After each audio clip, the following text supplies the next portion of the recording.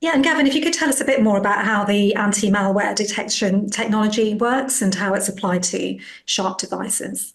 Yeah, sure. So, what we're effectively providing is what we would call in Bitdefender our anti-malware SDK. And maybe some of your listeners are thinking to themselves, well, why would you need to put that into a printer? What's the worst that can happen, right? Actually quite a lot is the answer. From a cybersecurity standpoint, printers are a very attractive target for attackers. They are a device that is always connected to the network. And sometimes they're kind of forgotten about and kind of maybe locked away in a cupboard somewhere.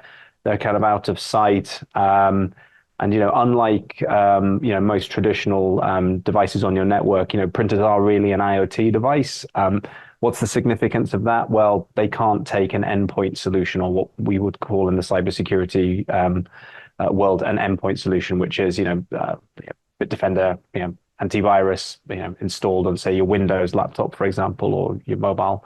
So, it's important to have some kind of security capability built into these devices, and that's where the malware SDK comes in.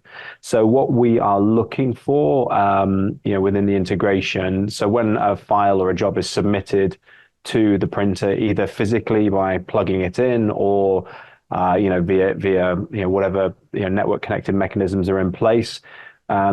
We can take that particular file and we can take a very good look at it to kind of decide whether or not that file is malicious in any in any way. So we're doing various different